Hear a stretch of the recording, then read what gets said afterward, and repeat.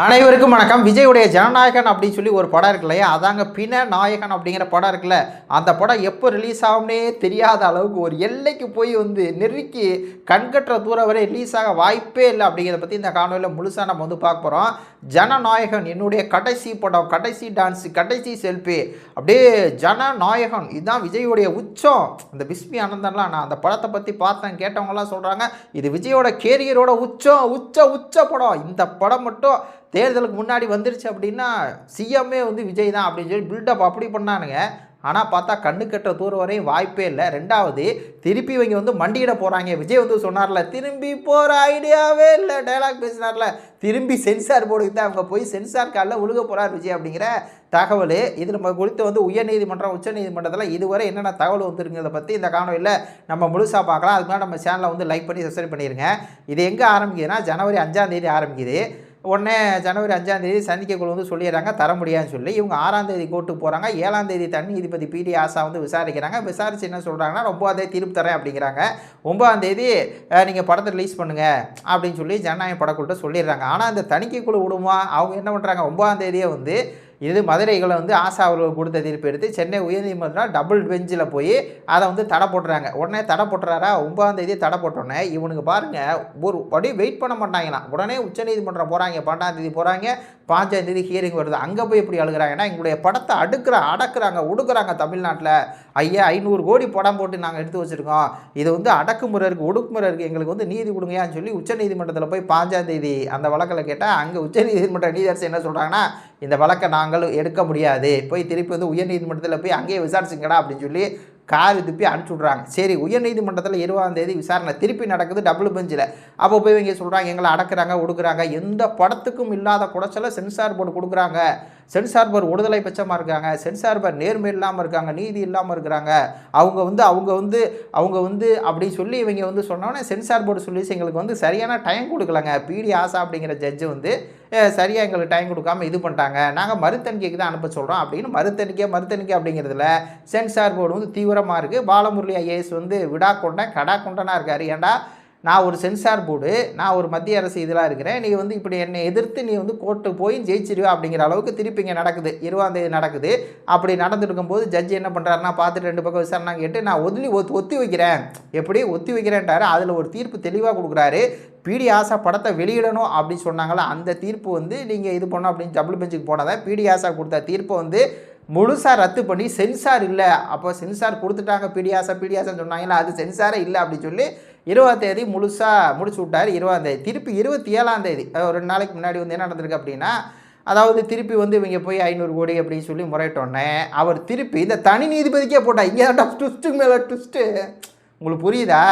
தனி நீதிபதியிலேருந்து உச்ச நீதிமன்றம் போய் உயர் நீதிமன்றம் திருப்பி இந்த ஜட்ஜி என்ன பண்ணா 27ஆம் தேதி இது பண்ணது. 29ஆம் தேதி என்ன சொல்கிறாருன்னா, திருப்பி நீங்கள் தனி நீதிபதி பிடி ஆசாவுக்கே போய்க்கங்கன்றார்.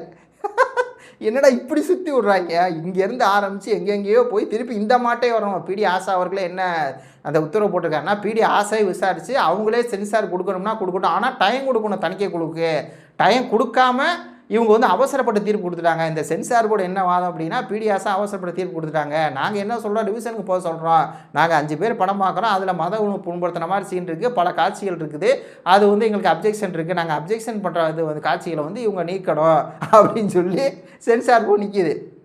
இப்போ இதெல்லாம் கேட்டுக்கிட்டு உடனே கடைசியாக என்ன வந்திருக்கு தீர்ப்புனா, திருப்பி அந்த தனி பிடி ஆசை தான் விசாரிக்கணும், ஆனால் டைம் கொடுக்கணும். எப்படா டைம் அப்படின்னா, இப்போயே 29ஆம் தேதி ஆயிடுச்சு. 5ஆம் தேதியிலேருந்து 29ஆம் தேதி எவ்வளோ நாள், 25 நாள். எங்கள் அப்பா இவங்க ஒழுங்கு மரியாதையாக சென்சார் போர்டு இதுக்கு தானே ரிவிஷனுக்கு தானே போக சொன்னாங்க மும்பைக்கு, ஒழுங்கு மரியாதை போயிருந்தாங்கன்னா அடுத்த ஒரு 10-15 நாள்லேயே அங்கே மும்பையில் போனால் சில கட்டுகள் சொல்லுவாங்க, அதோட முடிஞ்சிருக்கு. இவங்க கோர்ட்டுக்கு போகிறேன், நாங்கள் பெரிய பருப்பு, நாங்கள் உச்சா நடிகை, கடைசி படம், நாங்கள் தளபதி கச்சேரி பார்க்க போகணும், சீக்கிரம் வரணும், நாங்கள் கோர்ட்டுக்கு போகிறோம் அப்படின்ட்டு போனானுங்க. கடைசியில் அப்படியே ஆப்படிச்சு 25 நாள் இழுத்து இவங்க என்னென்ன 13,000 வச்சு என்னென்ன எப்படிலாம் தன்னுடைய காசு பலம், அதிகார பலம் என்னென்ன பண்ணலான்னு பார்த்தாரு விஜய். ஆனால் ஒன்றும் முடியலை. சென்சார் போர்டை மீறி படத்தை வெளியிடவே முடியாதுங்கன்னு அப்படிங்கிற நிலமை. அப்பையும் கூட சென்சார் போர்டுங்களை அடக்குறாங்க ஒடுக்குறாங்க அப்படிங்கிற வார்த்தை வரல. அப்போ உச்சாரணி எந்த அளவுக்கு ஒரு பயந்தாங்கோலி கோலப்பாயா அப்படிங்கிறது எந்தே தெரியுது. இந்த மூஞ்சியை பார்த்தா அடுத்ததுக்கெலாம் பயப்புற மூஞ்சி மாதிரியா இருக்குது, ஆமாண்டா அப்படிங்கிற மாதிரி தான் இவருடைய செயல்பாடு. பேச்சு மட்டும்தான் அப்படி இருக்கும். திரும்பி போகிற ஐடியாவே இல்லைன்னு. இப்போ கடைசியில் என்னென்னா திரும்பி தான் போயாகணும் எங்கே சென்சார் போர்டுக்கு. இப்போ அப்படி தான் செய்தி வருது. அதாவது விஜய்க்கு வந்து 3 ஆப்ஷன் தாங்க இருக்குது. இந்த படம் வெளிவரனா 3 ஆப்ஷன் தான் இருக்குது. ஒன்று, இப்போ பிடி ஆசா அவர்கள்ட்ட போய் வந்து சென்சார் போர்டு விஜய் தரப்பு 2 பேர் வழக்கை திருப்பி நடத்தணும். அந்த வழக்கு எப்போ முடியும் தெரியாது. வழக்கை நடத்தி அந்த அம்மாவாக பார்த்து அப்புறம் தணிக்கை குழுவிட்ட வந்து பேசி இதெல்லாம் பண்ணுன்னா தணிக்கை குழு விடாது. ஒன்றும் அதான் ஆப்ஷன். திருப்பி தண்ணி இது விசாரித்து அந்த அம்மா கொடுத்தா உண்டு. அப்படி இல்லையா திருப்பி உச்சநீதிமன்றம் போகிறது. திருப்பி பிடி ஆசா அவர்களும் எனக்கு சரியில்லைங்க, நாங்கள் இங்கே உச்சநீதிமன்றம் போய் இந்த மாதிரி எங்களுக்கு இதாகிடுச்சு, ஏதாவது நிவாரணம் கொடுங்க, இந்த மாதிரி இத்தனை நாள் இழுத்துட்டாங்க, எங்களுக்கு 500 கோடி நட்டம், எங்கள் அமேசான் வந்து இப்படி பண்ணுறாங்க அப்படி உச்சநீதிமன்றம். அது இல்லைன்னா 3வது டைரக்ட் சரண்டர் தாங்க.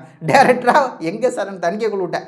நீங்கள் ஐயா நாங்கள் உங்களுக்கு எதிராக போட்ட வழக்கை வாபஸ் வாங்கிக்கிறேங்கய்யா, வாபஸ் வாங்கிக்கிறேங்கய்யா அப்படின்னு சொல்லி விஜய் வந்து சென்சார் போர்டு அவர்களே அவங்க மேலே தேவையில்லாமல் குற்றச்சாட்டு வச்சுட்டோம், எங்களை போட்டுச்சுருங்க, நாங்கள் கொடுத்த வழக்கை நாங்களே வாபஸ் வாங்கிக்கிறோம், உங்களுக்கு எதிராக கொடுத்த வழக்கை நீங்கள் நேர்மையாக செயல்படலை, எங்களுக்கு மட்டும் ஒரு தலை பட்சமாக இருக்கீங்கன்னு சொன்னதெல்லாம் நாங்கள் வாபஸ் வாங்கிக்கிறோம், நீங்கள் மறுத்தணிக்கைக்கு அனுப்பிச்சி விடுங்க அப்படின்னு சொல்லி ஐயா பாலமுரளி ஐயா அவர்களே, ஐஏஎஸ் அவர்களே ப்ளீஸ் எங்கள் படத்தை ரிலீஸ் பண்ணி விடுங்கன்னு சொல்லி அழுகணும். அதான் இப்போ இருக்குது. அப்படி அழுகிற மாதிரி தான் இப்போ சினாரியோலாம் போயிட்டுருக்குது. அழுக தான் போகிறாங்க. இந்த வழக்கை சென்சார் போர்டு மேலே இவங்க போட்ட வழக்கை ரத்து பண்ணிட்டு திருப்பி ரிவிஷனுக்கு திருப்பி வந்து இவங்க சொல்கிற மாதிரி தணிக்கை குழு சொல்கிற மாதிரி பம்பாய்க்கு அனுப்பணும்.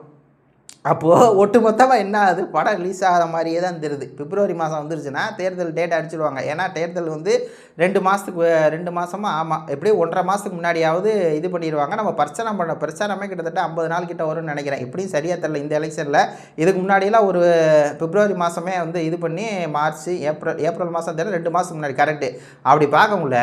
ஏப்ரல் மாதமே வந்து ஒட்டுமொத்த அதிகாரமும் எப்படி பிப்ரவரி மாதமே ஒட்டுமொத்த அதிகாரமும் தேர்தல் ஆணையம் கையில் போயிடும். அந்த தேர்தல் ஆணையம் கையில் போயிடுச்சுன்னா இந்த மாதிரி தலைவர்கள் வந்து சினிமா படம் நடித்தாங்கன்னா அது வந்து வெளியிட முடியாது. அப்போ ஒட்டுமொத்தமாக பிப்ரவரி மாதம் அப்போ என்னடா கடைசி வாய்ப்பு பிப்ரவரி 5ஆம் தேதி தான். கடைசி அடுத்த ஹியரிங் வந்து பிப்ரவரி 5ஆம் தேதி தனி நீதிபதி இது அமர்வில் வரப்போகுது. அந்த 5ஆம் தேதி அந்த அம்மா வெளியிட சொன்னாங்கன்னா வாய்ப்பு இருக்குது. அப்படி பிப்ரவரி 5ஆம் தேதி அந்த அம்மா இல்லை இன்னும் தணிக்கைக்குள்ள அப்பையும் வந்து கட்டையை போட்டு இல்லை மறு சென்சாருக்கு அனுப்பிச்சாதான் நாங்கள் ரிலீஸ் பண்ண விடுவோன்னு அவங்க தெளிவாக சொல்லிட்டாங்கன்னா, அவங்க வாதத்தை எடுத்து வச்சுட்டாங்கன்னா, அப்ஜெக்ஷன் போட்டாங்கன்னா, ஏன்னா இதில் எப்படின்னா திருப்பி இந்த அம்மா வந்து ரிலீஸ் பண்ணலான்னா தணிக்கைக்குழு திருப்பி மேல்முறையீடு போவாங்க. எங்கேயோ உச்சநீதிமன்றம் எங்கே வேணால் போவாங்க. அவங்க அந்த புடியில் இருக்காங்க. அப்போது இந்த அம்மா திருப்பி இப்போ 5ஆம் தேதி கொடுத்தா கூட மேல்முறையீடு போனாங்கன்னா திருப்பி தடை போட்டாங்கன்னா முடிஞ்சு வச்சு. ஐயோ கொடுமை. அப்போ இந்த ஒட்டுமொத்த சினாரியோவை பார்க்கக்குள்ள அந்த கடைசி செல்ஃபி கடைசி படம் தளபதி கச்சேரி அப்படின்னு அதான் படமே வெளியாகாது. இது அப்படி ஒன்றும் பெரிய காவியமுள்ள சீமானு சொன்ன மாதிரி இது ஒரு பகவத் கேசரி அப்படிங்கிற ஒரு படம். அந்த படத்தில் கேசரி கிண்டி வச்சுருக்காங்க. பெண்களுக்கு உங்களுக்கு மேலே எப்படி அப்படிங்கிற மாதிரி ஒரு குப்பை படாதுன்னு வைங்களேன். அதில் கூட அந்த அருவாமனை எடுத்து வெட்டுவார் இந்த கேசரி. ஏன் வெட்டுற அப்படின்னா உன் மூஞ்சியை பார்த்தா எனக்கு பிடிக்கல, உன் மூஞ்சியை பார்த்தா எனக்கு ரத்தத்தில் வந்து மூளையில் சூடு ஏறுது அதனால் வெட்டினேவார் யார் இந்த கேசரி அந்த படத்தில் அந்த பாலையா. அதே மாதிரி இதில் ஒரு குப்பையாக தான் இருக்குது.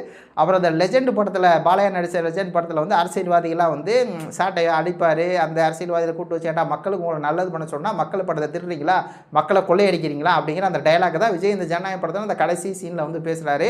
எம்ஜிஆர் அவர்கள் வந்து நான் ஆணையிட்டால் அது நடந்து விட்டால் அப்படிங்கிற அந்த பாட்டை போட்டுவிட்டு எம்ஜிஆர்ட்டேருந்து சாட்டை வர மாதிரி சாட்டை வாங்கி இந்த அரசியல்வாதிகளாக ஊழல் பண்ணுறாங்க, மக்களுக்கு நல்லது பண்ண வர சொன்னால் இப்படி மக்களை வந்து கொள்ளையடிக்கிறாங்க கொடுமைப்படுத்துகிறாங்க அப்படிங்கிற மாதிரி அந்த கிளைமேக்ஸு.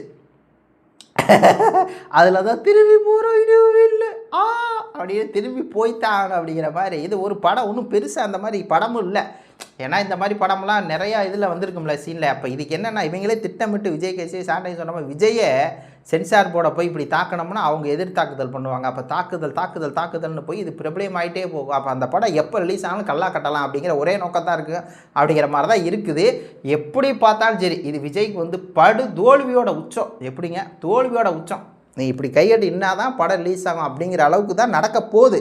ஏன்னா இதுக்கு முன்னாடி வரையும் இந்நேரம் சீமான் மட்டும் இந்த மெர்சல் படத்துக்கு பார்த்தீங்கன்னா எவ்வளவு போல்டு ஸ்பீச் தான். அதுலேயும் இந்த விட மாட்டேன்ட்டாங்க, ஜிஎஸ்டி பற்றி தப்பாக பேசிட்டான்னு சொல்லி மெர்சல் படத்துக்குலாம் எவ்வளோ பிரச்சனை பண்ணாங்க. சிங்கம் காவல் தெய்வம் மாதிரி நம்ம அண்ணன் என்னாரு நம்ம நின்னோம். ஆ விஜய்டா தளபதிடா இன்றைக்கி பாருங்கள் அண்ணன் சீமான் கை விட்டோன்னே விஜய் அனாதை ஆகிட்டாப்புல. எத்தனை கோடி செலவு பண்ணாலும் படம் ரிலீஸ் ஆகுதுன்னு அப்படிங்கிறப்ப அதுக்கு தாங்க நம்பிக்கை தருவோங்க. நம்பிக்கை பண்ணக்கூடாது. இப்போ நம்மளுக்கே இப்போ நான் கூட உதவி கேட்கலாம். இப்போ எனக்கு வந்து செல்லு வாங்கணும், காசு கொடுங்க, மொபைல் தான் நம்ம வந்து கேமராக்கு அப்புறம் இது வாங்க அது நம்ம வாங்கலாம். அப்படி வாங்கி பண்ணோம்னா அப்போ நம்ம ஏதாவது ஒரு கருத்து சொல்லும்போது அது நம்பிக்கை துரோகமாயிடும்.